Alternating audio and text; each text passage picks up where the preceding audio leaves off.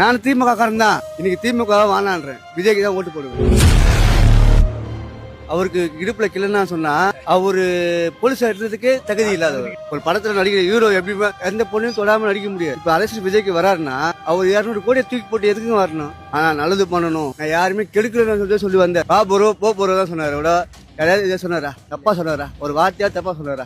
அவரை மாதிரி டிசெண்டா அப்படி யாரும் பண்ணல. இன்னைக்கு கூட 1000 கோடி ஊழல். ஒரு போராட்டம் பண்ணலாம், தாராளம் பண்ணலாம். அவர் பண்ணாலும் எவ்வளவு வரும்? அவர் ஒன்னும் இல்ல, இறங்கி ரோட்ல நின்னாருன்னா எவ்வளவு கூட்டம் வரும்? இது சமாளிக்க முடியுமா? எது கட்சியா இருந்தாலும் ஊத்துக்குடி சரி சமாளிக்க முடியுமா? ஏன் அப்படி 20 வருஷம் அரசியல் என்ன பண்ணீங்க? நான் திமுக காரன் தான், பக்கா திமுக. வானம்பாட்ட சொன்னீங்கன்னா உலகத்துல பக்கா திமுக காரன். எங்க ஜாதியில இருந்து, எங்க அப்பல இருந்து, என் தாத்தால இருந்து திமுக காரன் தான். ஆனா இன்னைக்கு திமுக வானான்றேன், விஜய்க்கு தான் ஓட்டு போடுவேன். நான் சின்ன பசங்களை பார்த்தாலும் கேட்கற கேள்வியே விஜய்க்கு தான்.